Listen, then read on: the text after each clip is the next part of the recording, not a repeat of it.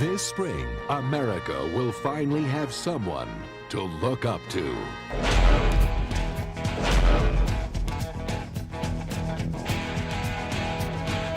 Who do you love? What's the story here? I'm a white trash idiot. What? I'm a rocker through and through. Turn it up. Here's my favorite bands. AC/DC, Van Halen, not Van Hagar, Skinner. His name is Joe Dirt. Oh, Dirt, did I get you? No, I'm cool. No, you're not. He gets no respect. Don't forget to wipe your dirt. Boys got something to say to me? Why don't you talk into the microphone? I got a backup mic right here. Check 1, 2. Testing, testing. Ah! His job isn't glamorous. You know what? I don't mind being hit with a few hot dogs. It's all... Oh, enough with the hot dogs! I guess I'm lucky it wasn't hot chili day today. And even as a child, his family ditched him. Dad! Mom! Where are you? Now, to turn his life around, I'm looking for my parents. I lost them at the Grand Canyon when I was 8. They ditched you, Joey. Joe's traveling across our country, digging through the trash I got a picture of my parents. I don't recognize them. and searching for his roots. I can see down your shirt. No! Dang. From the producing team that brought you Deuce Bigelow Things gonna happen for me. I'm Joe Dirt! and Big Daddy comes the tale of a drifter It ain't a meteor. Yeah, it is. It came out of the sky. This is a big old frozen chunk of toilet waste. You see the peanut? That's Space Peanut. the story of a rebel What is this thing? Maybe we should take it over to that place, Los Alamos. Yeah, man, that's definitely what we should do. But first, we'll shoot fireballs at it. Oh, man, we're gonna get so busted. and the saga of a legend. I'm in the crock biz, okay? Don't try this at home. This crock knows not to mess with Sir Joseph. Sir! You didn't listen to me! The adventures of Joe Dirt. Oh, when bad pets go bad, dang.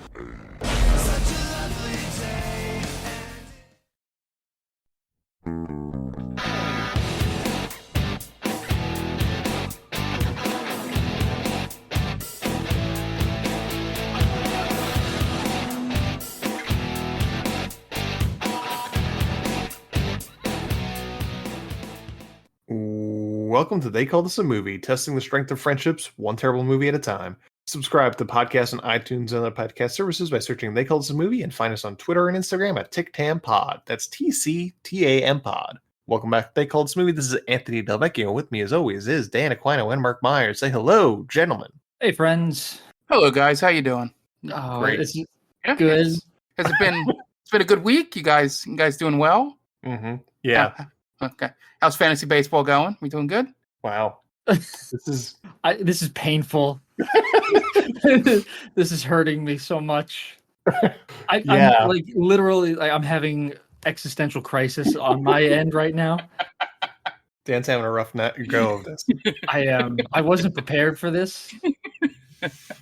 You're not supposed to ask this of us, Mark. Oh man, I got nothing. I don't know what I you're gotta be talking honest about. with I'm just wondering how my friends are doing. Mm-hmm. Sure. All right. A real friend wouldn't do this to us, Mark. Yeah. This is damn. Didn't you go to the movies this week? For fuck's sakes. No. Not you. I said damn. Oh, damn. Hi. Oh man. I mean, maybe, This but is- you know, this is. I this want to is- know how you guys are doing. I'm so glad this is the foot that we're starting this podcast off on. I have to peel the onion back a little bit. I have to peel the layer. The only way to continue is to let our audience in on it. So obviously, you know, we sometimes will rag on Mark for his bits. So Mark, prior to the recording, said my bit is going to be, I'm just going to be totally silent. So that caused me to have a meltdown because I didn't know how to play off of that. I'm not that good. So Yep. I needed to say something. My goodness. It's too late in the day for this. From now on, Mark, you have to have a bit submitted In writing. in writing, no later than 5 o'clock. It has No, to be no, on no. our desk. If anything, you never tell us what the bit is. This would No. have been fine if you just did that without telling us, without warning us. I think it's actually funnier that Dan had an existential crisis over it, to be honest. I didn't know what to do. How do you play off a silence? Oh yeah, like 3 seconds before I hit record. Oh, by the way, guys, my bit is that I'm going to say nothing. Yeah. Go. Oh, it would have been better if you just like let out a fart noise, Mark. Well, I could probably edit that in. Oh man. Oh man. Well, I thought we'd have a little bit of, you getting slightly angry and anxious, Dan, because I don't think you're going to get too mad at this movie this week. Oh, I've had a few people question me earnestly, just like, you guys aren't going to make fun of this, are you? Like, yeah, how could you? Like, oh, don't worry, you got to listen. Yeah, wow. So much like for a movie that's got 9% on Rotten Tomatoes. Yeah, it's very surprising. Yeah. But as we're talking about this week's movie, we are talking about our March movie of the month, which in April, but makes sense because Dan wasn't here last week and he wanted to cover it. So we made good. We had Tom come on last week, and now we're talking about our March movie of the month, which the theme was, what was the theme? April Fools. Yeah, because comedies that were below 20% on Rotten Tomatoes. Yeah, because the for those of you that don't know, the episode would have aired on April 1st. So March 31st, but pretty close. Yeah, that Friday. So the movie that wound up winning was my pick. And the only reason why I picked the movie I picked is because I fucking love this movie. And I needed an excuse to pick it. And it fit in that category. And the movie that I'm talking about is Joe motherfucking Dirt. So, is that the overseas title, Ant? Yes, it is. Nice. The original title was The Adventures of Joe Dirt. It's much better that they just kept it Joe Dirt. Yeah, right, straight and to the point. Exactly. It's like when they dropped the from the Facebook, and just went with Facebook. Yeah, it's just a smart business decision. Yes. So I want to know where you guys are coming from with Joe Dirt. So Dan, let's start with you. Joe Dirt, where are you coming from? I'm with you, Ant. Love this movie. There are obviously things that don't hold up with it for a movie that was made in 2001. So yeah, obviously it's not going to pass some of the tests of today's culture. Not very PC, obviously, but for a time where comedies were dying, it was all like horny teen movies. This kind of stood out to me. This was a little bit of a diamond in the rough. A very simple story, a simple premise, right? A lovable loser trying to find his family and meeting interesting characters along the way. Good message for the most part, right? Just he's constantly upbeat. He's the redneck Bill and Ted. He has a smile on his face even when he's getting pelted with hot dogs and getting made fun of by Kid Rock of all people. Yep. Yeah, it's a fun movie, a good message. I love this movie. We watched this movie while we were high in Arizona. I think that was a good time. In Vegas, yeah, we were in Vegas. Well, you probably thought you were in Arizona, Dan. Right? Yeah. Why? Why not? Right? What's the difference? Yeah, just a fun movie. I can't believe it got 9% on Rotten Tomatoes. It's criminal. It should probably be. This should get a passing grade. It should at least be in the 60s. But yeah, I love it. I will watch this movie anytime. Okay, Mark, what about you? Joe Dirt, where you come from? Yeah, so I haven't watched this movie as much as you guys have. I've seen it a few times, but every time I watch it, I think to myself, why don't I watch this movie more? It's has just about everything that I always mention and complain about some of the movies on here. It's a movie where I don't look at my phone at any point in the movie. It's a movie that the entire narrative structure makes sense and doesn't seem like it was just, even though it's probably written like a bunch of set pieces, it doesn't feel like that. Probably mostly because of, the Dennis Miller radio part. So, the movie doesn't go off the rails too great. And just the fact that it's you just root for Joe. I don't know. I guess that is the intention of the movie, but you're kind of like, everything happens like, oh, like you always realize something like maybe a minute or two or a little bit before Joe does. Like, and it's always at all, oh man, Joe, no, that's not what you think it is. Oh God, he's eating off of it. And you just have those moments where he's just so unflappably positive, that you just are infected by it throughout the whole movie. I think there are some problematic things that, do not pass 20 something years later. But on the whole, I think this movie is one of the rare survivors from that time period for a comedy that you can still watch and not cringe throughout the whole movie for the wrong reasons. There are cringe moments, but they're meant to be, as part of the jokes. But I think this is probably not going out on a limb here, but probably one of the best characters that David Spade has portrayed in any of his films or even any of the SNL stuff. It just feels so natural for him here. I just wish that it had someone else besides Kid Rock as the big antagonist, but being a 2001 movie, you understand why you would do it.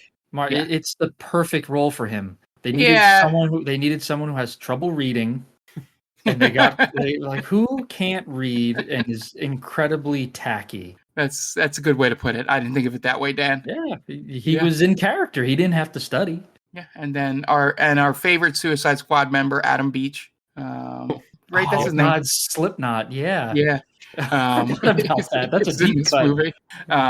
So yeah, I just for a movie made, in the early 2000s, a lot of the jokes still hit, which is rare. For especially, I think we've had discussions about early 2000s comedies, just being like a black hole.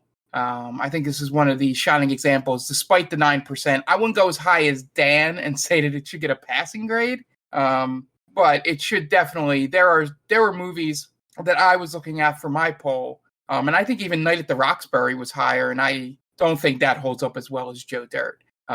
This is a fine movie to just watch. Okay. For me, yes, I love this movie. Out of all the movies that we have watched for this podcast, I think I have watched Joe Dirt more times than any other movie we've watched. So the difference is all those movies are post 9/11. There's got to be something to be said that this is a pre 9/11 movie. Maybe. True. I don't know. Just grasping at straws. But I love a good road movie, and this has all the makings of a good road movie. It's episodic. We're going from town to town. He's getting into adventures. Love it. Love that type of story structure. The soundtrack is incredible. Yeah. Like a bunch of southern white trash rock and roll. Love it. The message is pretty good, about finding a family and the family that does it, not blood related. Perfect. Yeah. I don't know why this movie has such a hold on me, but it's fucking hysterical to me. I'm like thinking of like all the lines, like the kid that's just like, you'd see my girlfriend, you'd shit yourself. Still 22 years later, that line just cracks me up every time.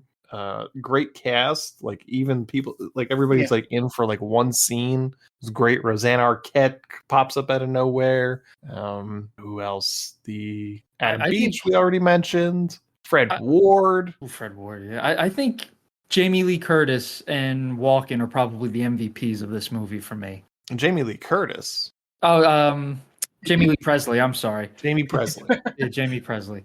You had me here sitting thinking, like, did I miss Jamie Lee Curtis in this movie? I'm sorry.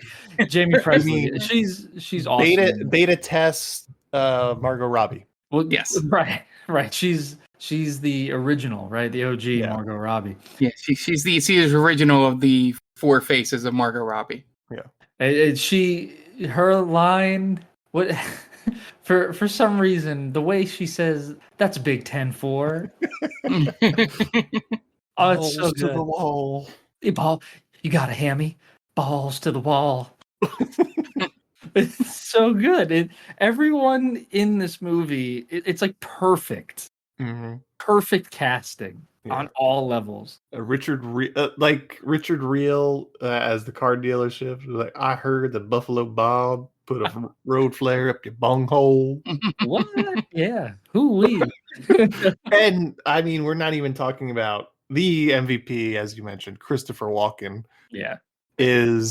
I've probably quoted his dialogue 1,000 times. So much. It's just so funny to me. Hey, that's the real hero. It's Joe Dirt. Clem. Clem. When he says was like, oh, she was killed in New York. I mean Kansas. It's a great line. You from around here? Because your accent sounds like New York. No, here, born and raised. Although not here, Kansas. Kansas. Yeah. It's fantastic. Yeah. And again, he's only in it for 2-3 scenes. Yeah. But fantastic work. Yeah. Speaking of something like that, I forgot how little Brittany Daniel is in this movie. Me too. Yeah. And she's the love interest. Yeah. But the movie does a good job of juggling these narratives, right? Because it's Joe's movie. Yeah. Absolutely. Yeah. And they don't get it bogged down in one area. There's good reason for where he's going. It just everything fits perfectly into this little bow. And yeah, I think it's like Mark and I were saying, there are some jokes that don't pass the litmus test necessarily, but it's not our hero doing it. It's people making fun of the hero. Yeah, I think there's obviously some homophobic things in this that are in line with the 2001 sensibility, but it's not over the top, right? Sure. I would agree. You know, they're using queer as derogatory use towards Joe, our hero. Yes. But there's nothing much more than that, like at a higher level. I think just the wig at the end is probably the second. Ooh, yeah. Yeah. Well, Jamiroquai was big in that time. Yeah. Right. So maybe they were going for that. I mean that wig could have been much worse for what they were going for. It could have been like a kid and play thing. Yeah, it could have even been like a Rasta sort of situation. Well, it's surprise. Who do you think the worst person in this movie was? As like an acting? Well, no, just as like kind of as a person. Was it Kid Rock? I'd say Dennis Miller. Yeah. Oh yeah. Right. He's just ragging on Joe until pretty much the very end. Yeah. Yeah. I got to give him credit for that whole radio interview scene is what helps make the movie not feel like just a series of short sketches. Yeah. You know, it's well device. Done. Yeah. It's a perfect device, and like you said, it's not just Joe telling the story to the audience. It's him telling it to a radio DJ who's broadcasting it all over the country, essentially, right? Mm-hmm. So it helps you not only the audience fall in love with him, but obviously the characters in the movie fall in love with him. It's a good idea. You don't see that very often. Yeah. And as much as he is a detestable person nowadays, Kid Rock doesn't suck in this movie. I gotta be honest with you. Again, perfect casting. Yeah. Yeah. Dirty Joe Dirt. Whataburger and some French fries gets me every time. When he reads the note that Brandy left for him, I crack up every single time. His struggling to read it. That wasn't acting. Exactly. Dear Robbie, don't tell Joe. He's like trying to sound out the syllables pretty much. Yeah. XOXO. Def Leppard sucks. You gonna cry, boy? Yeah.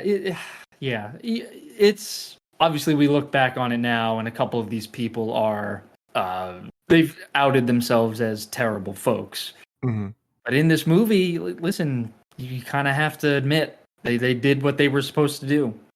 Yep. And I mean, it wouldn't be 2001 without a awkward Carson Daly appearance playing Carson Daly.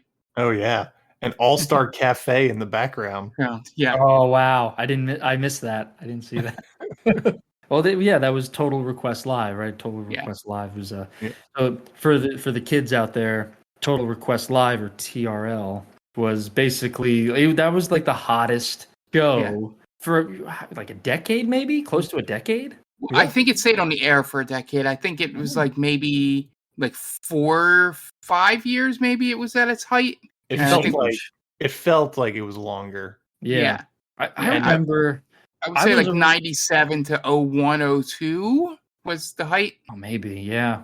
That sounds about right. Like late 90s, early 2000s. Like boy band beginnings through, the second or third Eminem album. That TRL was around so long. I remember one of their number one songs or one of their number one music videos was Fastball. Yeah.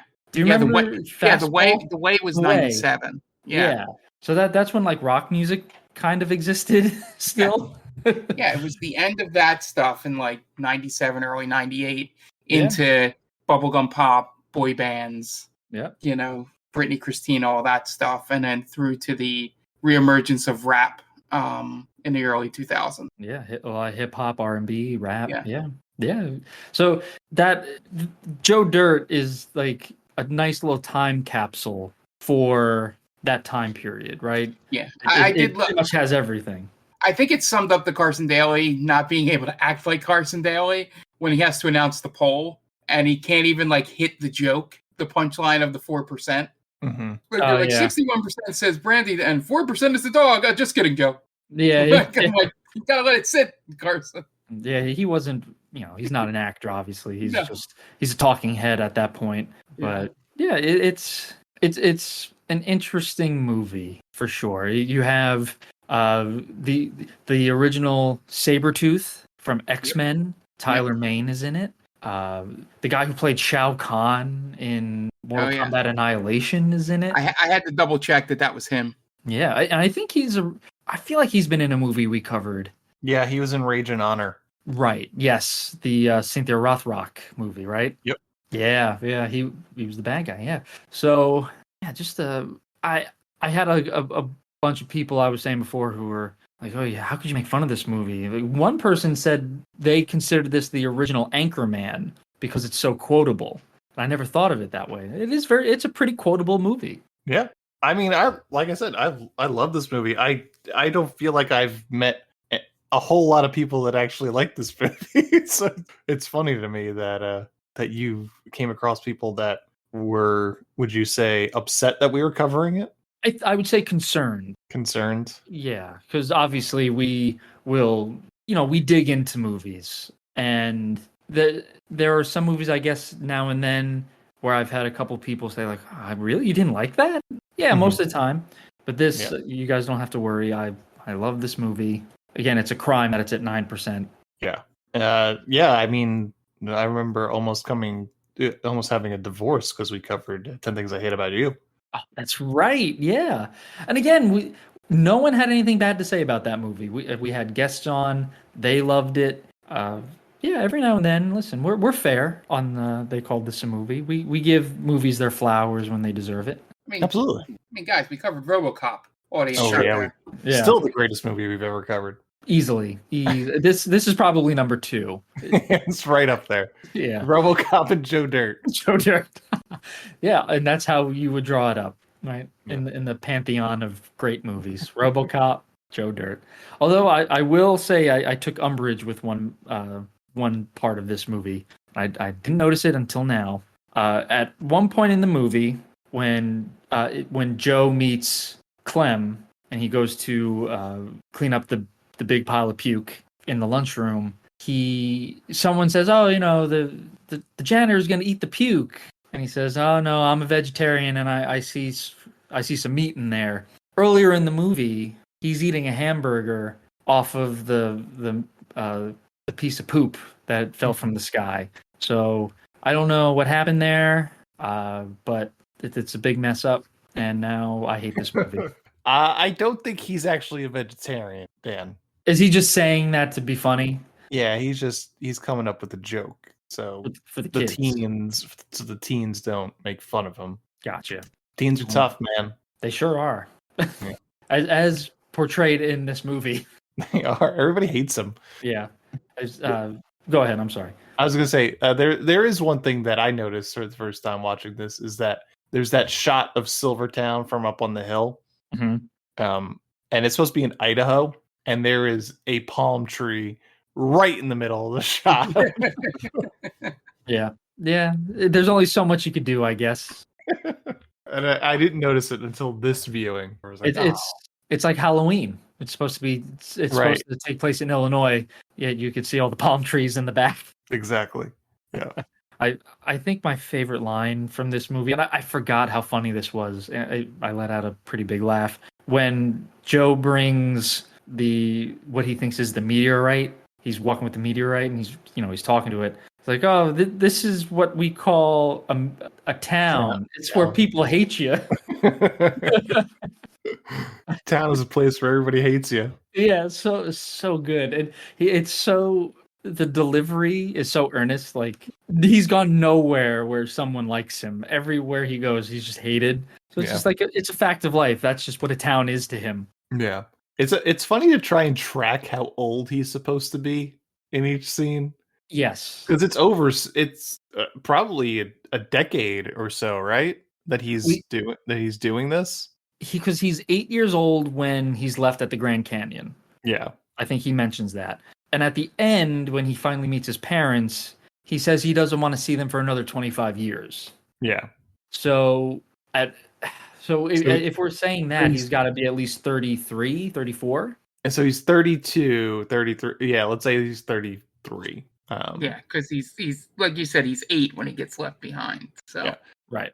So so by the present day, if we're calling it present day, the Xander Kelly show he's 32, 33, and I'm guessing he's like with Brandy when he's early 20s, right? Yeah, because he mentioned something about like 10 years. Yeah. There's a line where he mentions 10 years. I forget exactly what it was. It's when he's talking to Kick and Wing, and he's talking about getting the records. Yeah. From the okay.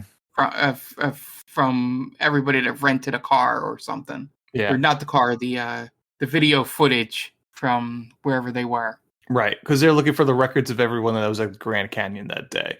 Yeah. And he's like, well, those records are going to be over 10 years old, or like 10. Yeah. The reference point is 10 years. Okay. It's not 15, it's not 20 years, it's 10. So, yeah, so he's probably around early 20s there. And I think he says 15 years around the time of Clem. Okay. So that puts him at like 25, like 23, 20 to 25. Yeah. So it's just funny because he's just Joe Dirt the whole time. Right. You gotta say he doesn't age. Yeah. I was just watching, thinking like, because he spends 2 years with Brandy in Silvertown, and I was like, does he ever get a job in that time? It was like he literally just hanging out with Brandy the whole time, and they're just not doing anything. Well, I think Brandy's like his sugar mama because she asks him to go to Dairy Queen. Yeah. He's like, oh, I only have enough money for Joe. She's only had money for two ice creams, though. Right. So, yeah, Joe doesn't have any money. Yeah. But somehow he does wind up with money. Oh, no, because then he starts working like odd jobs right when he leaves Silvertown. So, yeah, he didn't have a job. Right. Because he worked on the oil rig. He was passing out flyers for the dentist. Mm-hmm. And he works at the carnival, obviously, the gator farm, the school. He does have jobs. But not, and not then at the end, he's the Silvertown. janitor. Yeah, not in Silvertown. Yeah, he was just so busy hanging out with Charlie and Brandy. I don't blame him. No, that's the life, man. Are you kidding me? Yeah. Hanging out with a dog and a hot blonde? Yeah, he's an idiot for just deciding one day to just, I'm gone. Yeah, I'm going to go work now. You had it all, man. Yeah. I guess I would understand it. Like Charlie dies in the most brutal way possible. Yeah. And it's just, he was there for the dog, not Brandy, really. Well, I guess so, because he always says that she is too beautiful for him. She wasn't into him. Yeah. Despite the obvious signs. God, I get that. Yeah, and he mentions to Brandy before he leaves, losing Charlie, basically there's like a big hole in his life now. So he needs to fill it with finding his parents. Mm-hmm. And again, I totally get that. I completely understand where he's coming from. And he's just too dumb to understand that Brandy loves him, and he has no confidence. So why would a beautiful woman like Brandy like him? Yeah. And I guess the point of the story is that Joe needs to find his parents to realize that just because you're biologically related and that's technically your family, that's not his family, right? The family is the people that he's touched their lives in this 15-year odyssey, right? Right. Because at the end, that's the end, is that he meets back up with Kick and Wing and Clem. Rosanna Arquette, Clem, and Brandy. And these are the people that have meant something to his life and he's meant something to theirs. Yeah, and Exactly. As the one guy says to him, "Home where home." Home is where you make it. Yeah. It doesn't pass, obviously, the Yeah. now, but I find that funny. It's essentially what it's that saying that Yondu has in Guardians 2. Like, he may have been your father, but he wasn't your daddy. Right? Like, that he's the reason you're born, but he didn't raise you. Exactly. And also, again, kicking ass soundtrack. Oh, great! Do you have the? I meant to pull it up. Do you have it? I know they play an awesome Cheap Trick song at the end. If you want my love, fantastic song. I think that's one of my favorite Cheap Trick songs. Obviously, Sweet Home Alabama is in there. A nice little side song. So many good ones. Ramblin' Gamblin' Man by Bob Seger. Listen to the music by Doobie Brothers. Ain't Seen Nothing Yet. Bachman Turner Overdrive. Rocky Mountain Way. When I'm With You, Sheriff. Think I'm in Love by Eddie Money. Atomic Dog by George Clinton. China Grove, Doobie Brothers. Rocky Mountain Way, Joe Walsh. That Smell, Skinner. I'm Hold surprised on Loosely, 38 Special. I'm surprised there wasn't a Kid Rock song in there, honestly. Crash Into Me comes out of nowhere. Yeah. Oh yeah, when Joe is in the boiler room. Yeah. Yeah, that's true. That is a little jarring, right? It's more contemporary. It is the best Dave Matthews Band song. Yeah, I guess so. I'm not a Dave Matthews Band fan, so. Talk about a guy who just like fell off the face of the earth, right? I don't know. I haven't been on a college campus in 15 years. Yeah, that's true.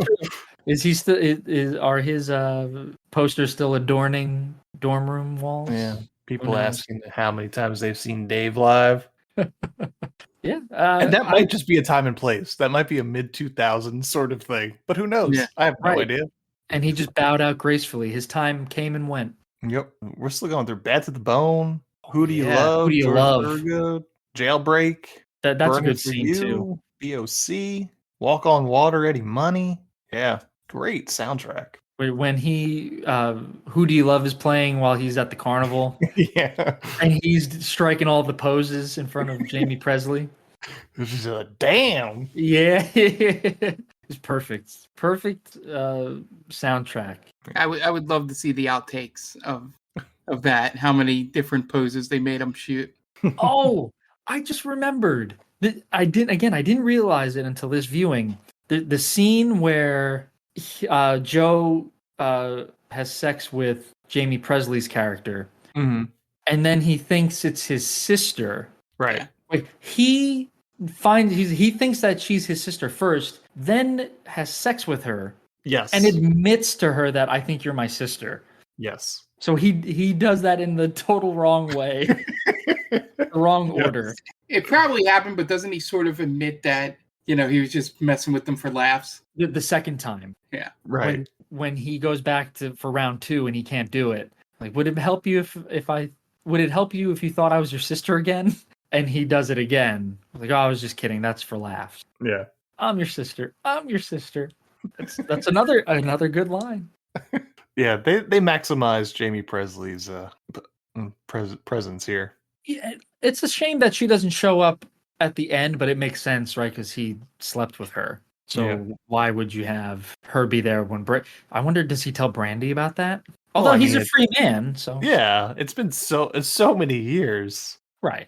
But she, as far as we know, she held out for him. Yeah, I'm hoping that she didn't have sex with Kid Rock.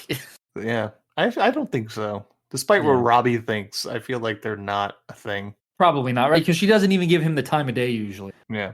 She won't even get take ice him. cream. Exactly. Won't even go to Dairy Queen.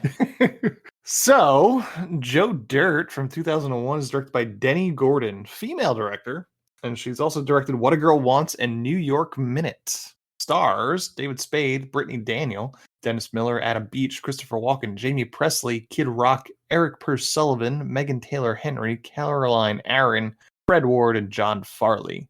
IMDb score of 6.0 and a Rotten Tomatoes score of 9%. Budget $17 million. Box office $30.9 million worldwide. So, yeah, tidy little plus on that. Do you guys want to get into the plot? Yeah, let's do it. I cannot wait. Dan, what do you got for us? All right, guys.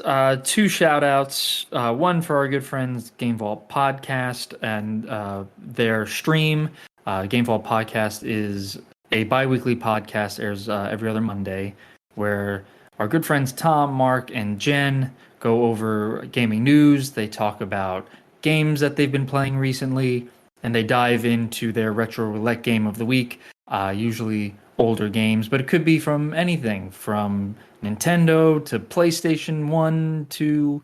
It's a lot of fun, a lot of good games getting played, and they also stream over at Game Vault Pod, so go check them out on their socials. They're all at Game Vault Pod. Great podcast.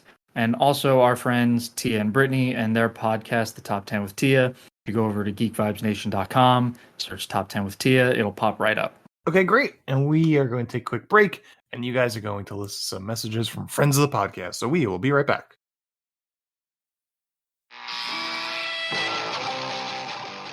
Hey, this is Ken M. And Padawan J. from the ODPH podcast. Each week, we talk a parlay of topics. That's right, whether it's sports, pro wrestling, movies, TV, comics, and more, we've got a take on it. And don't forget, odphpodcast.com for links for Patreon, TeePublic, and the Parlay Points blogs, and much more.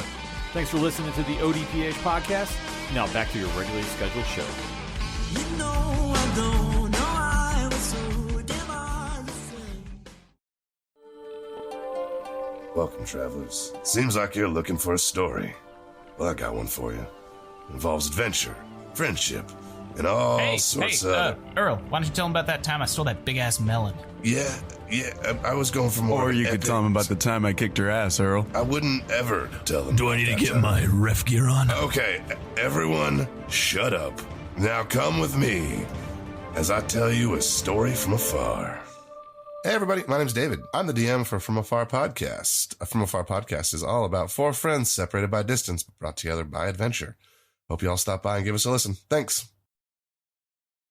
And welcome back. Now it's time to get in plot for Joe Dirt. We open on the Hollywood sign as Leonard Skinner's Sweet Home Alabama plays as Joe Dirt drives his piece of shit car shirtless down Hollywood Boulevard, leaving a trail of smoke in his wake. Pulls into the parking lot of a radio station and flashes his past, then immediately gets into a fight with the parking lot security guard, then drives through the gate, losing his spoiler in the process.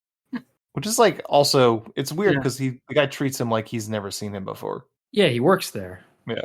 He lives there, actually, technically. So where was he coming from, I wonder? I don't know. Maybe having him pull in, well, this is maybe giving a little too much credit, but having him pull in allows for that reveal later. That it can, because it confused me a little bit. Like he's pulling into the parking lot there, and then he lives there. So I guess did he just go out for like lunch, or maybe did he just move into the boiler room that day? I don't know. I think it's really just a device so that they could immediately tell everyone what his name is. Yeah, that makes tell the audience what his name is. Yeah. Yeah.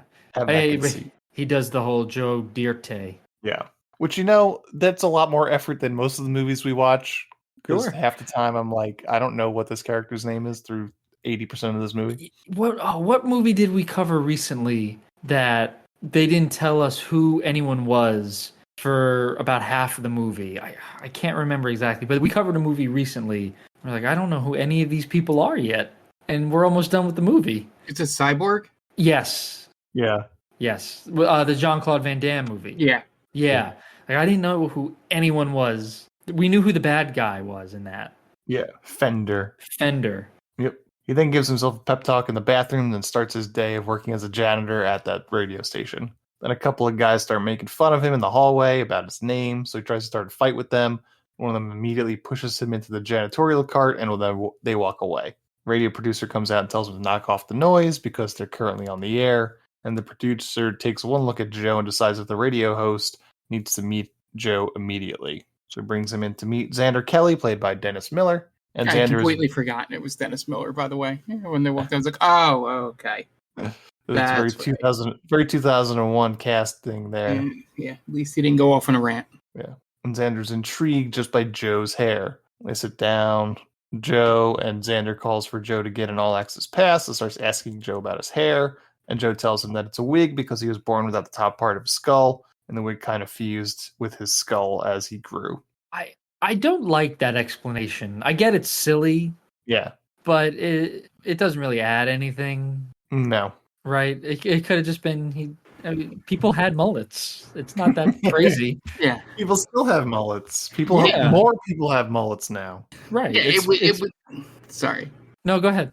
I was going to say it leads to one of the good parts of the opening of the interview when he says, well, why didn't your mom just change the wig? And then it cuts to one of the girls and they go, it's like he never even thought about that before. Why he hasn't cut it. That's what it is. Yeah.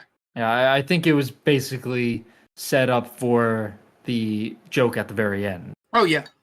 Right. Oh, we can just change his hair. He's like a Barbie doll. Yeah. We just change hairstyles. Lego person. Yeah, he's a Lego person. If it was a running theme where like he would every new scene several years later he had a different hairstyle, that'd be good. If it lined up with and I just recently randomly watched this, but during I think it's like the last season of The Office where Meredith shaves her hair because of lice, and then for the rest of the season she just wears a different wig that doesn't fit for the rest of the season. Sure. If this sort of cut in and did that, it could have added a little bit, but I think having that same mullet over the years is just fun. The fact that he actually has to wash it, yeah, and it doesn't change. Yeah, it's pretty iconic too. Yeah. Oh, definitely. Yeah, I think I didn't need the explanation that it was a wig, though, as you said. Yeah, it could just be his hair. Yeah, just I'm waiting. It's coming back, man. That's the only explanation. He could tell the future. Yeah. So Joe starts going into his childhood. He starts off with the fact that when he was 8, he was in a trash can at the Grand Canyon looking for some chewing tobacco for his dad when he winds up getting left behind. From there, he bounces around some foster homes. The guy that makes Joe retrieve his kills while hunting, then a family that had cows, which Joe would tie bottle rockets to their tails, and an older woman that had a dog with a penchant for humping. Eventually he winds up at a work farm for juvenile delinquents, but he gets bullied by the kids there and winds up heading out on his own. At this point, Xander asks Joe why he never tried to cut his wig, and it's obvious that he never even thought of it before. And Joe spends his childhood on his own, and eventually he's grown up, and when he's out by a campfire one night, he sees a shooting star, which he makes a wish on, but it actually just winds up being a meteor that crash lands not far from him. So Joe puts the meteor on a wagon and brings it into town, which he tells the meteor is a place where everybody hates you. He runs into a couple of hicks that are flattening pennies by the railroad track and start hassling Joe. But then they drop $5, which Joe picks up and treats himself to some lunch, which he eats off of the meteor. He then winds up in a postcard-looking town called Silvertown. And he goes to a shop to get the meteor appraised, and he finds out by the shopkeeper that it's actually a giant ball of shit. It's a waste dumped by an airplane, which is a phenomenon enough to warrant a nickname, Boeing bombs. Which, according to my research, is a real thing. Get out of here. According to my research, this is a real thing, though not nearly this big. That's kind of dangerous, no? Yeah. I saw a couple of stories where it's actually happened. Has it hit anybody? It hit someone's house, and I think there might have been some damage in like New Delhi, India. Okay. Can you imagine going out that way? Right? Like you're just kind of hanging in your house or like you're gardening, and all of a sudden you get crushed by a frozen piece of crap from an airplane. Yeah. That's got to be the worst way to go. Yeah. So like what I was reading was that it's not supposed to happen that way. They're just they dump it and it just like goes in the air and stuff like that. But sometimes it like some of it will stay like stick to the plane and it'll freeze, and then when they descend, it'll start to melt. Okay. As it gets into warmer climates, and then it'll drop off. Oh, dear Lord. Yeah. It's how have we not perfected this technology? Right. Apparently, they used to be like campers. Like they had tanks, and that they'd have to be emptied, which isn't ideal either. No. Oh man, we're such a disgusting species. I mean, everything shits though. That's true, but no one else's shits are gonna like not temporarily, but technically has the ability to kill us in such a way. I don't know. Like if you get too close to an elephant at the wrong time, I feel like there is a story that someone's gotten buried in elephant shit. Well, I'm okay with that though. That's better. Yeah, I don't want to die by shit. Right. Either. And that's one of the problems I kind of have with this movie. It relies on some shit jokes a little too much. Yeah, I mean, I feel like this and the crapper tank, as Ron Howard's dad so eloquently puts. Is that Ron Howard's dad? I believe it is. It's Rance Howard, and I believe that is Ron Howard's dad. That's pretty cool. I didn't know that. Yep, he is. They look alike, actually. So yeah. I wasn't paying attention. I missed that. I'm just looking at a photo of both of them. Like, yep, they're related. Couldn't spring for Clint Howard. He doesn't look like them though. Oh, okay. This grosses out the hosts as well as the listeners. After this, Joe sticks around Silvertown, surviving off the money he makes stealing things like hubcaps. One night he's stealing hubcaps off a car on a farm at night when he hears a dog barking and then unnaturally howling. Winds up the dog is stuck frozen to the porch by his balls. Tries to help the dog, then a girl comes out of the house named Brandy, and he tells her to get some warm water and a spatula to set the dog free. So she does. They release the dog, and she introduces herself. Then her redneck dad comes home with some fresh kills, but refuses to let Joe stay for dinner. Regardless, Joe spends the next couple of years with Brandy in Silvertown, hanging out with each other, not doing anything in terms of a job. Joe never realizing that Brandy liked him because, as he puts it, she's too beautiful for him, which he's not wrong. No, yeah, he's got one thing right for sure. One day after Joe gets hassled by Robbie, Kid Rock, and his group of flunkies, Brandy comes riding up on a horse. All the guys ogle her, mouths agape, and she invites Joe to get ice cream. And she tells Robbie she doesn't have enough money for him. Which, yeah, that's a sign.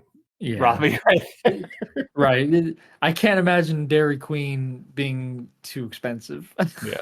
Because they just get a simple, the next scene it shows them with vanilla ice cream on a cone.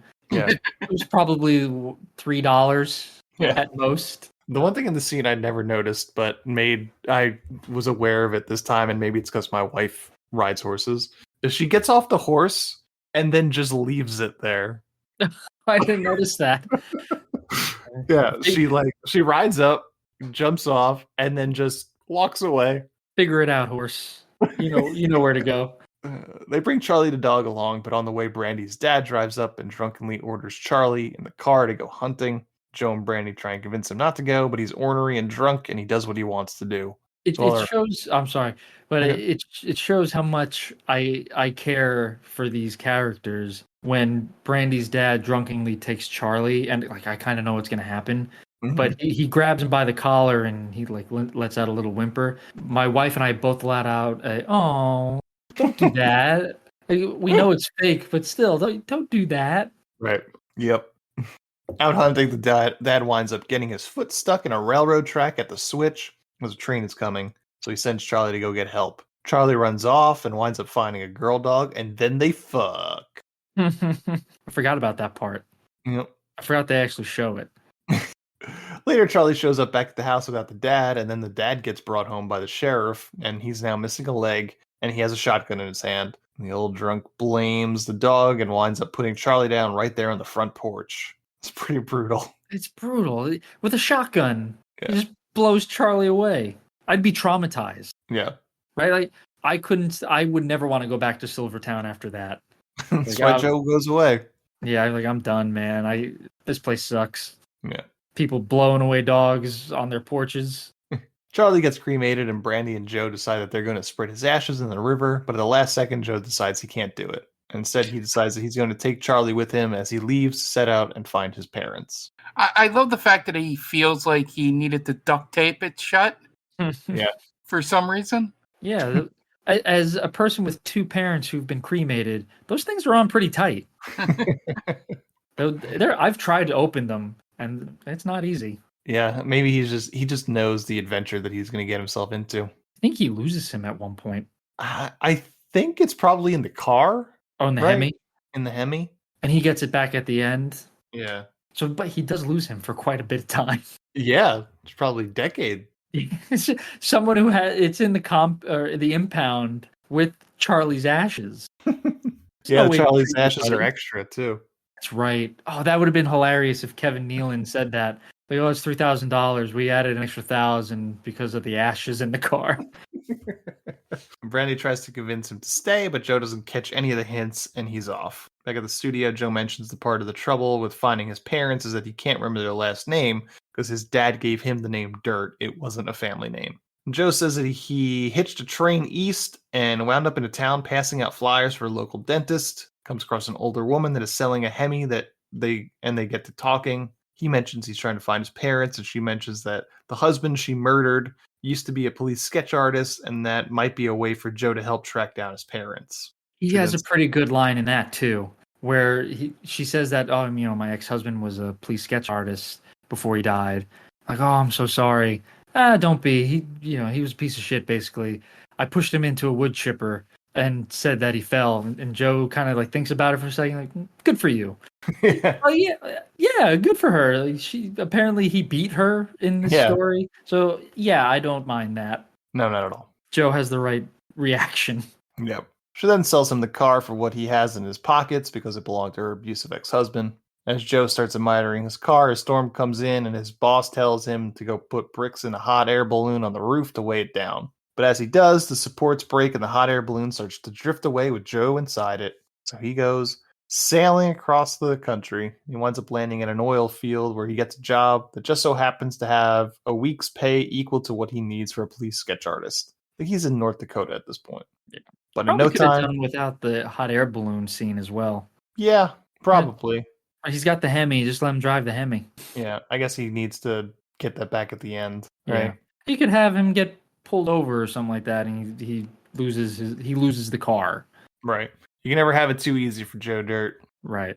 But in no time, he proves to be a terrible oil rig worker and pisses off the other workers, including Tyler Main, who decides to pick a fist fight with Joe, which Joe handily loses. When he picks him up, when Tyler Main picks Joe up over his head and throws him, the next line was, "Luckily, my neck broke my fall." This is fucking good, man. But Tyler Main decides to piss on an open flame while he's covered in oil and winds up catching on fire. Joe gets fired from that job, but gets a week pay, so he moves on. Winds up squatting in a house that's being fumigated and winds up getting high off the fumes. So when he goes to the police sketch artist, he winds up too out of it to be of any use and winds up giving them terrible descriptions. His dad looks like Father Time. Go ahead. I cackled out loud with the Father Time when he puts it up on the post. His dad winds up looking like Father Time, and his mom looks like Richie Ramirez, the Night Stalker. I didn't know who the Night Stalker was when I was a kid. When I first saw this, yeah, I was like, all right, I don't know. But now, obviously, that's terrible, and it looks exactly like that person. I feel like that's timely too for what year this is supposed to be at this moment. Yeah, I think they just caught maybe a couple years earlier. Yeah, I would like to know the how much they understood what the actual timeline was in this movie. Yeah, that'd be interesting because they obviously don't explain any of that. Yeah, 1989 he was arrested. Oh, so a while. Oh, back. He was convicted in 1989. When was he found? He must have been found a little earlier, obviously. Yeah, I don't know. I wonder what the Father Time idea was. 1985. Okay. What was the Father Time joke? I don't know. I think it was just a beginning of the joke about Richie Ramirez, it being Richie Ramirez, you know? Yeah. They needed a first one to make the joke. Sure. Yeah, something so nonsensical. Yeah. Where now it's a real person who was a terrible had done terrible things. Yeah. That makes sense. Yeah. He winds up making his way to an Indian reservation in New Mexico with the hopes of talking to an Indian tracker. Went to talk to Kickin' Wing, Adam Beach, a young Native American that owns a fireworks stand, but he only sells snakes and sparklers because those are the only things that he likes. And the list of the fireworks that he doesn't have is also a pretty iconic scene. Yes. I'm pretty sure those all have to be real, right? I'm I don't know enough curious. about fireworks. Right, because the Husker do's and Husker don'ts. I'm curious if those are actually real. Right. Because the Roman candle I know is real. The cherry bomb is real. I'm sure see the he's got Zippity others. Doodah would be real. That sounds real. He gets into it. It's a good list. Yeah. I'm just wondering if like they just found like the most ridiculous names they saw at some like roadside firework place and put it in there. Mm-hmm. Like something like these are definitely real, but they don't sound real, sort of. And if you know, sort of thing. I'm going to imagine that they're all real. Yeah. Okay. Or he riffs off variations of them. All right. The list is no black cats, no Roman candles, screaming memes, no lady fingers, fuzz buttles, snicker bombs, church burners, finger blasters, gut busters, zippity doodahs, or crap flappers. No whistling bungholes, no spleen splitters, no whisker biscuits, honky lighters, Husker do's, Husker don'ts, cherry bombs, Nipsey daisers, with or without the scooter stick, or one single whistling kitty chaser. I imagine some of those are slipped in to be funny. Yeah, it's a good question. The finger bangers is definitely one that slipped in to make the audience go, "Wait, what did he just say?" Maybe it's a colloquial term. Yeah, true. Right, it could just be like slang essentially for a different type of real firework. Yeah. I hope he did it in one take because that would have been epic. Honkulators. Honkulators? Or you might find something else there. Honky Louie's fireworks. Honkulators shows up. Yeah, there you go. I have to imagine they're all real. We could be here all day trying to find it, but okay, so it's called they all exist now because the good stuff. This one has the good stuff. It's got spleen splitters, whisker biscuits, honky lighters, Husker do's, Husker don'ts, and whistling kitty chasers. But it's got a picture of Joe Dirt on the. Oh, interesting. I wonder if Joe Dirt spurred that stuff. Yeah, that's funny. That would be an everlasting legacy of Joe Dirt. Yeah. Yeah, it's got so the box that comes in has Joe Dirt on it, and then like each of the smaller boxes has the trailer, the Kickin' Wings trailer that says Snakes and Sparklers. Snake, because they're my favorites. Snakes and Sparklers. He's so cute, Kickin' Wing. They're my favorites. Joe tries to convince him that he's not going to get any business unless he gets some real fireworks. So Kicking Wing pulls out a couple of Roman candles. Joe Dirt gets excited to show off what they can do. They fill a bucket with lighter fluid and shoot Roman candles at it, and it goes up in flames. Joe decides to up the ante, though, and fills the bucket with gasoline. But as he steps back and he trips over something and he hits his head, he realizes that it's some sort of bomb. Kicking Wing says that they should call the authorities, but Joe decides to shoot the Roman candles at it first, and it explodes in an enormous mushroom cloud, and Kicking Wing evaporates into ash, which one of the worst CGI effects I've ever seen. I don't even think it's him. I think it's so weird because like the evaporation is just so like patterned, and the fire is like almost stock footage fire. Yeah, it looks, it's poorly green screened, I guess. Yeah, but it winds up it's all a dream as Joe got knocked out when he tripped. So he decides that they should go to the Grand Canyon and talk to the people that work at the visitor center to see if they have a log of everyone that was there that day at the Grand Canyon. So they go and hold everyone hostage with the atom bomb, demanding the records and also demanding seeing a woman show him her tits, which does not play in 2023. But it turns out it's not an atom bomb. It's a septic tank that someone's put a biohazard ban sticker on it. Cops knock off the top of it and it starts expelling liquid shit all over Joe. And then Joe says that they let him go because getting all that shit on him was enough punishment. And that's the end of the first day at the Xander Kelly show. And Xander asks Joe back for tomorrow's show. So Joe retires to his janitorial closet, which looks like he's living there. And the next day, Joe picks up the story. Says goodbyes to Kicking Wing on his way. He winds up with a traveling carnival running rides and carnival games, where he meets Jaime Pressley, who is immediately into Joe for some reason.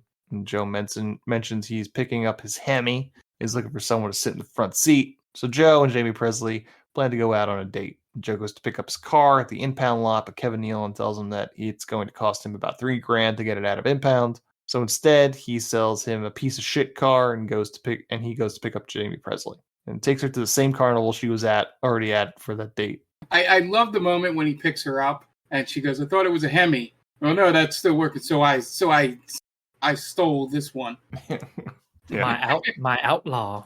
I had to get a footprint gas pedal. Again, she does such a good job in this movie with the limited amount of time she's in it. She definitely has the white trash gimmick down pat. She's white trash Margot Robbie, right? Yeah, absolutely. And she's a good actress. I've always enjoyed her in anything that she's been in. But yeah, she really she gives one of the best performances in this movie. I mean, it's probably obvious saying this, but I 100% think this performance is what got her My Name is Earl. Yeah, because it's the same thing, essentially. Yeah. Not a bad looking woman either. I was just thinking she's a bombshell in this. Yeah. Definitely a 10. But yeah, she's so funny in it. The whole at the carnival. I had fun at the carnival even though I was here already. Yeah. I wasn't expecting you to take me on a date to the carnival I was already at. Yeah. It's and it's great that Joe is able to pull Jaime Pressley, but think that he's not good enough to pull the actress who plays Brandy, right? Or the character of Brandy, obviously, who is they're both equally beautiful. So I feel like there's a weird kind of pull there. Mm-hmm. You're confident enough to get her, but not confident enough to get Brandy. Yeah, that's fair. Yeah. He also isn't there another woman in this movie who has kind of like a crush on him? Oh, he at the oil rig. He steals a kiss from that girl, yeah. And the woman's all about it. Yeah. So he's got the moves. And the women at the beginning, right? Maybe they're doing it like mocking him. Yeah. But they're blowing him kisses. Yeah. So I don't know. Yeah, again, maybe he's just being mocked there, but apparently he's quite the ladies' man. He's got the Riz, man. Got the Riz, yeah. But they also have a lot of gay panic in this movie. Yeah. Or maybe not a lot, but a few scenes, right? Because Dennis Miller kind of calls his sexuality into question, and he literally kind of panics, like, "Oh no, man, I'm all man." Yeah. So it's not without its issues. Yep. No, definitely doesn't. Some things definitely do not hold up. Yeah. Then they go back to her place where they're making out. She mentions that she was in foster care when she was a kid because her parents left her at a roadside attraction, similar to how Joe was left. So Joe drives off thinking she's his sister. But then he goes back and then they fuck. It turns out she's... What was that? I'm so sorry, but when he's having the conversation with himself, yeah, that's a good scene too. Yeah. I didn't know it. Plus, she's hot. You just called your sister hot. You're the worst. They fuck, and it turns out she's not his sister, but he doesn't tell that part of the story until after he says they fucked, because they fucked before he found out that she's not. But that's the end of day 2 of Joe on the Xander Kelly show. At night, he calls Brandy and leaves a message on her machine telling her about his time on the radio. The next day, Joe goes back on the show and picks up the story, winds up running into Buffalo Bob, a direct parody of Buffalo Bill from Silence of the Lambs, sticks Joe in a hole in his house, telling him to put the lotion on his skin until the cops come and arrest Buffalo Bob. Cops tell him that Buffalo Bob was planning to wear Joe's skin like a house coat, but Joe does come across some photos of him and his parents at the Grand Canyon, and in those photos, the license plate says Louisiana, so he knows that he needs to go to Louisiana in order to find his parents. So he goes to New Orleans, takes a job as a janitor at an elementary school. Here he meets fellow janitor Clem, whose past is a little unclear. He says he's from Kansas, but his accent sounds a lot like New York. And when a student accidentally makes killer mustard gas, class is nearly overcome, Clem's rescues it. That's one of my favorite moments of this movie. That's a good moment. The science class was, if my calculations are correct, this will make ice. Oh no, deadly mustard gas. It's like, dude, just freeze water. That's ice. The science teacher's very into it. Yeah. Oh yeah, I can't wait to see this. Yeah. In a clear attempt to avoid the spotlight, he tells everyone it was Joe that saved those kids. At the news conference, Joe tells reporters of his search for his parents and also reveals that it was actually Clem who was the hero. That night, the mafia comes to Clem's house and a shootout ensues. And in the morning, I love that he not only revealed Clem was the person, he showed the photo of him back when he was in New York. Mm-hmm. Yeah, on the news. Yeah. And Bobby Bacala from Sopranos as one of the mafia guys, Stephen R. Sharippa. Perfect. Sopranos was big at the time. Yep. I think this was before he was on it, though. Oh, was he? Because he was like a late addition. Okay. He was Janice's husband at the end. Oh, so what season was that? Like 7? Yeah, 6, I think like the last 2 or 3 seasons. Okay. Yeah. He was like the one like nice guy. The mafia comes to Clem's house. The shootout happens. In the morning, Joe comes to the house and he finds police removing the dead bodies of Clem and his attackers. Joe mourns Clem's body, but Clem reveals that he's still alive. He just wants to be relocated in the witness protection program, and then mentions that that Joe should look into who sold the car because it's a rare car. Yeah, and and the juvenile joke of how he finds out that he's still alive. Oh yeah, yeah, the erection. Yeah. Big doe eyes, soft skin, supple rack. So Joe gets some names from car dealership of people that bought the car in the year. Joe takes a job at an alligator farm and befriends the farm's owner, played by Rosanna Arquette, who inherited from her parents when they were killed by a gator. She hates her life and wishes a man would come along and take her away. And then meanwhile, Joe enthralls the tourist with his death-defying act of placing his head in the mouth of a huge gator. This, of course, results in Joe nearly being eaten. As Joe is reviving from his encounter, as kind of spun out of his head, he remembers that his real last name is Nunamaker. It's that scene is such a cliched scene, but and you see what's going to happen a mile away, but it's still funny. The way he sets it up is great. There's 3 rules when dealing with a crocodile. Number 1, I'm number 1. Number 2, Croc's number 2. Now, and the little kid. What about rule 3? Rule 3. Don't know rule 3. You mean you don't know what rule 3 is? I got a rule for you. My face, your ass. I mean, your ass, my face. This here's Rocky, and he ain't no puppy. Oh, it's so good. It's so dumb, but again, the way that it's set up and delivered, I loved it. I laughed my ass off. So good. With this final bit of information, Joe learns his parents were from Baton Rouge, so Joe arrives at his parents' home to find it condemned and abandoned. Backwoods Cajun, played by Blake Clark, tries to remind him that home is where you make it, but Joe is unable to understand him through his thick accent. Joe is heartbroken. As he is lying on the ground staring at the moon, he realizes he had home in Silvertown with Brandy and that he needs to return. He calls her and gets the answering machine. He leaves a message saying he is returning, but the message is deleted by Robbie. As Joe walks into Silvertown, he's met by Robbie and his toadies. Robbie tells Joe that he's marrying Brandy and that Brandy found Joe's parents in California. He says Brandy doesn't want to see Joe. Joe doesn't believe this, but Robbie shows Joe a note signed by Brandy. XOXO. Great blind delivery.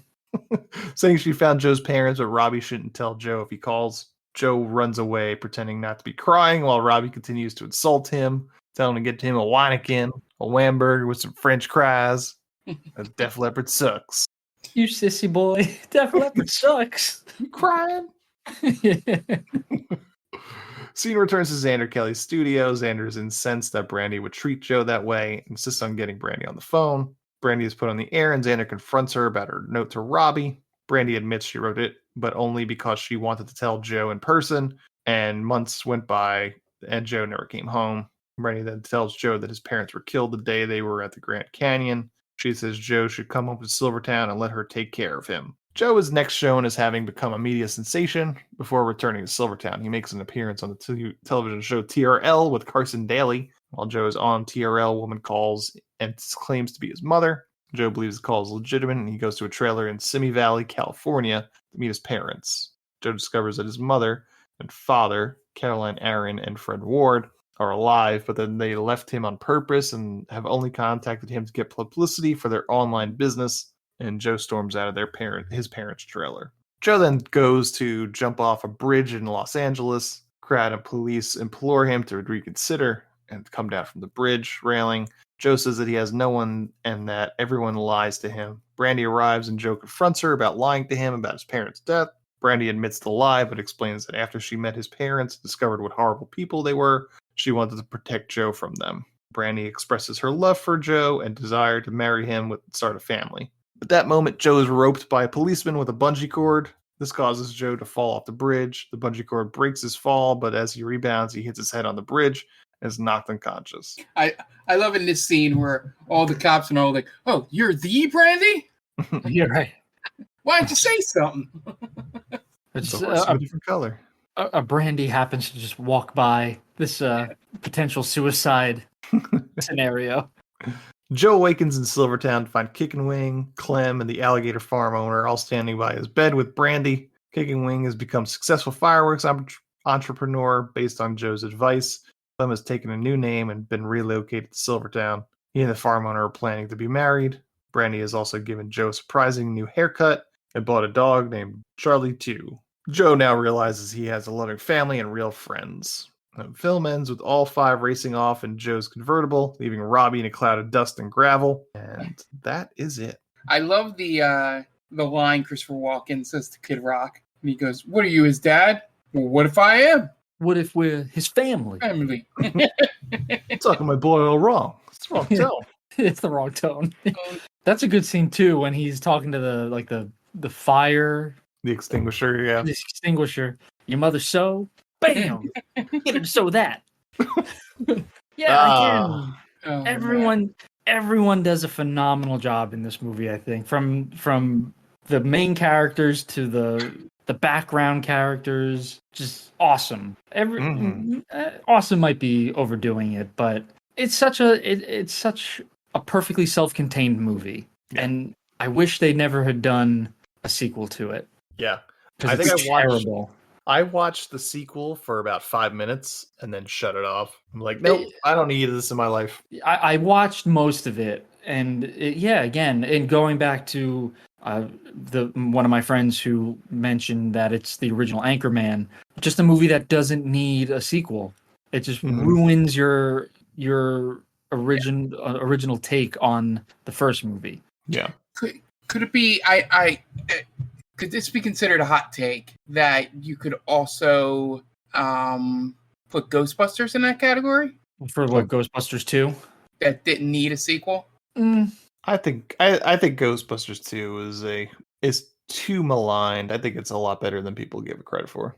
Yeah. I was just sitting here thinking, I'm like, that the way you were describing, Anchorman, I was like, well, it's Anchorman is just such an odd concept of a movie. Yeah. Where it works perfectly in that movie. It's not going to work anywhere else. Mm-hmm. Where I think a movie like Ghostbusters, it has better talent in it, I think. And it's a better story overall. Where you can have it be a sequel. It just they did it too late. Yeah. And yeah, that's Joe Dirt. A lot of fun watching this again. Not that I needed to see it again because I've seen it so many times. But is Joe Dirt your League of Extraordinary Gentlemen?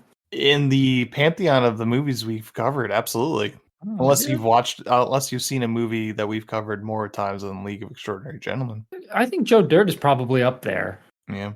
And that one I don't feel bad saying. Yeah, that's Joe Dirt. That's the plot. We are going to take a quick break, but we do have a third segment coming up. Should be a fun one. So before that, we are going to list some ads so we can pay those bills, and we will be right back.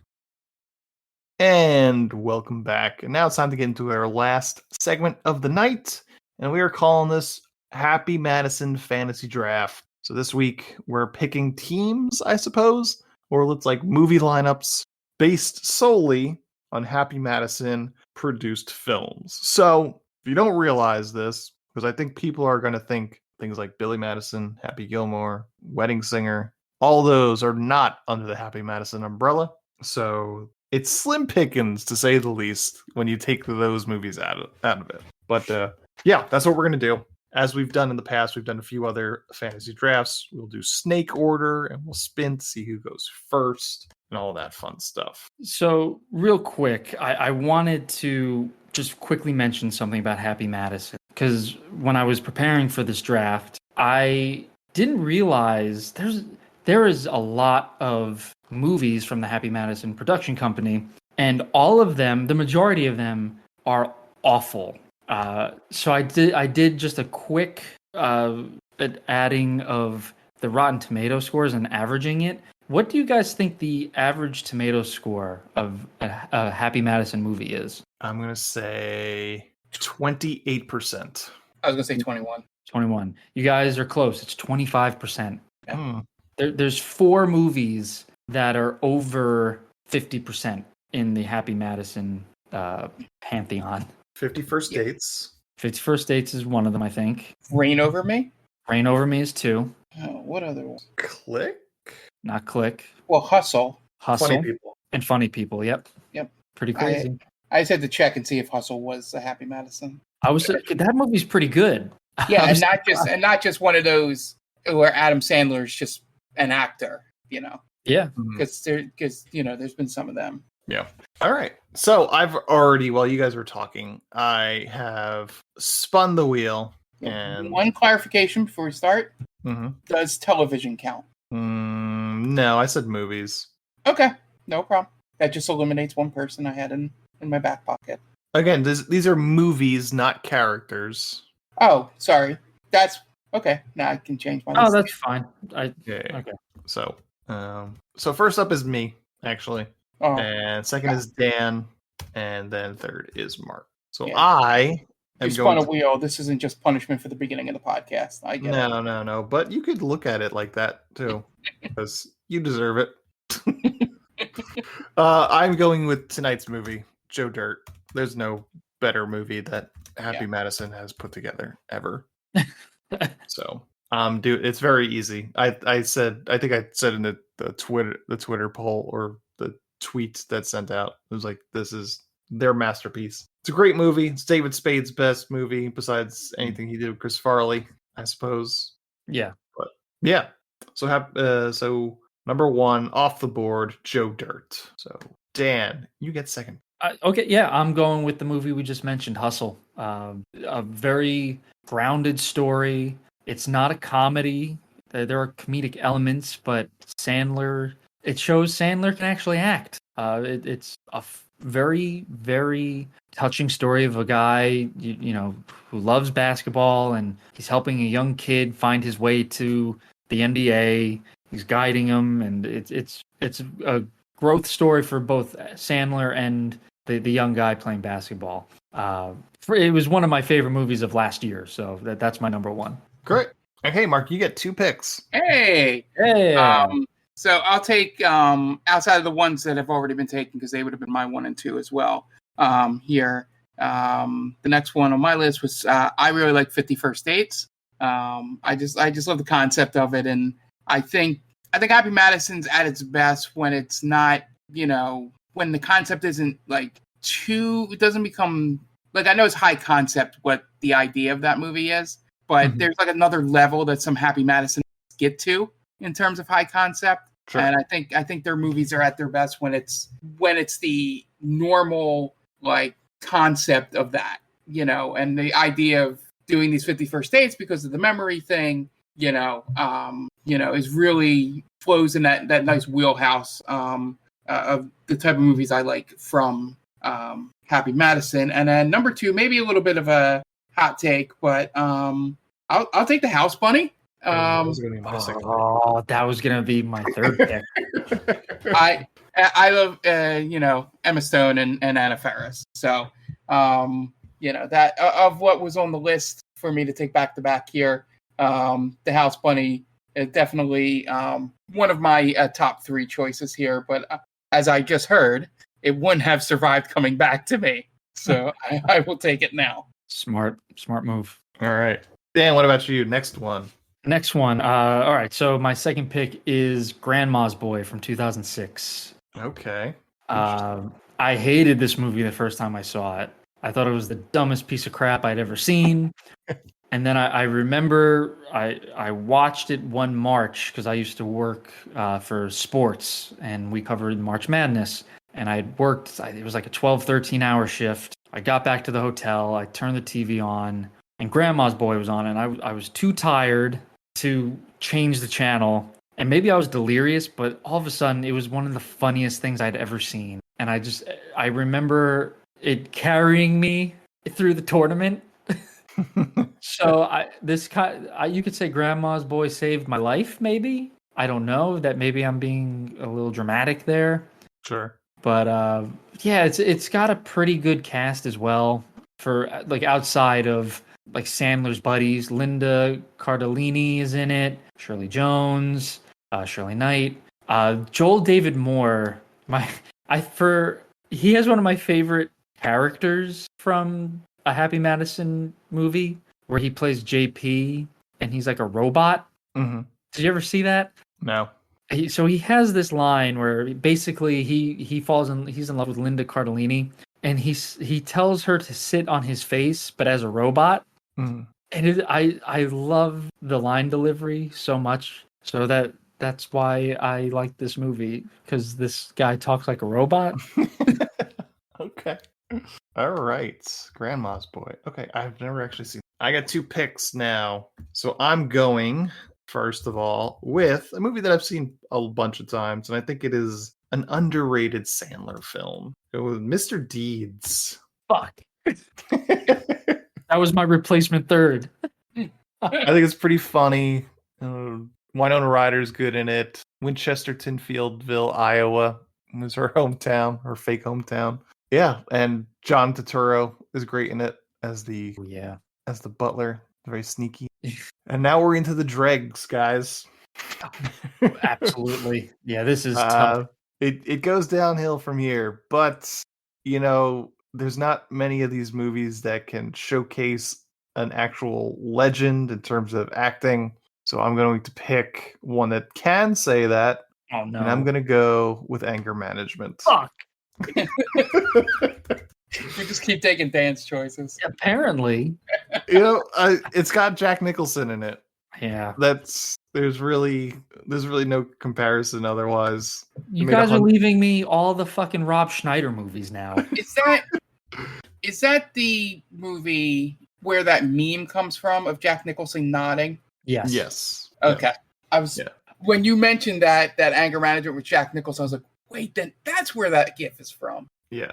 It made $200 million in box office. It's got Jack Nicholson. It's got a ridiculous ending to it in Yankee Stadium. And it's got... My uncle's in that scene. Oh, is he? Yeah, he's That a makes Yankee. sense. Yeah. Nice. And it's got Marissa Tomei. Can't go wrong with Marissa Tomei. Heather Graham. Heather Graham as well. The chick that was in Emmanuel in Space that was banging George Clooney for a while. Forget her name. But yeah, that's my third pick. Dan, your third pick. All right. So we're going to continue the trend of movies where Adam Sandler hooks up with someone who's far beyond his comprehension. That's not narrowing it down. Yeah. No, I'm continuing the trend. It's I now pronounce you Chuck and Larry. Okay. Sandler, Kevin James. This is where Kevin James kind of hitched his wagon to the Adam Sandler caboose, as it were. Jessica Biel, smoke show in this. But you got Steve Buscemi, Ving Rhames. It's got some good stuff in there. I personally am not a huge fan of this movie. But I refuse to pick a movie that stars Rob Schneider as the leading man. And there's just so many of them. Sure. The stapler. The stapler. The carrot. Rob Schneider is a carrot. All right. Mark, you got your last 2 picks. Yeah, I will take... we're on drafting 4? This now is you get 2 more. 4 and 5 for you. Okay. Oh, no, this is 3 and 4. Yeah, you're right. Yeah, so I guess so. Yeah, we'll just take 4. So my choice is Reign Over Me. Here, the aforementioned one. Watching this movie, I think I watched it around the same time as the other we have to start making movies that reference 9/11 in it. The Robert Pattinson movie. I think I Remember Me. It's the name of that movie. Watching it at the same time and just liking, and I think that maybe I haven't seen it since. Maybe that's why I enjoyed this movie, just because it was such a good contrast to that movie in terms of how they dealt with that situation. But Don Cheadle, Adam Sandler, wasn't bad. And again, as Dan said, we're dregs here, so I'll just take it, just to get it off the board, because just like Dan, I'm very limited. So give me Paul Blart Mall Cop as my final pick. Okay. I'll take a Kevin James vehicle. All right, Dan. What do you got? What's your last pick? This is a tough one. It's like I'm drafting like AJ Green now. 2022 AJ Green. Yeah, it was like Arizona AJ Green. Arizona Cardinals. AJ. Yeah, he's gonna put up like 600 receiving yards. God damn, this is tough. Again, I hate this movie, but I refuse to have Rob Schneider on my team. I'm going 2000s Little Nicky. Okay. Oh, Utter garbage. Yeah. But it's got a good cast again. Adam Sandler, Harvey Keitel, Rodney Dangerfield is in it, Reese Witherspoon. Like all his buddies are in it. Michael McKean. Yeah, I'm not happy about this. Oh, Tiny Lister's in it. Tiny Lister's Zeus. in it, yeah. Yeah, I don't like that pick, but there we are. That's it. I'm sorry, Dan. Yeah, well, you should be taking all the good ones. All right. Oof. Not a whole lot left. We got all the Netflix movies basically. Take That's grown-ups. Hustle. You deserve to take grown-ups. You know what? I thought about it because, as terrible as it is, $271 million in the box office. Can't go wrong with that. yeah. Take Pixels, where Josh Gad fucks Kubert. Yeah. He's a Not hard gonna on do for that. Kubert. I think I'm down to 2, but I think so. I'm either going to pick the runner-up was Murder Mystery, and what I could say about that is that it was forgettable. I've had to tell my wife like 4 or 5 times that we've seen it because she keeps But I think when all is said and done, the best movie that is left on this list has one of the worst scenes of Adam Sandler's acting career, but it's Click. Wait. Oh, I was stuck between The Longest Yard and Click. Yeah. It's Click. What's the scene? Oh, Yeah. the scene when he's dying in the parking lot.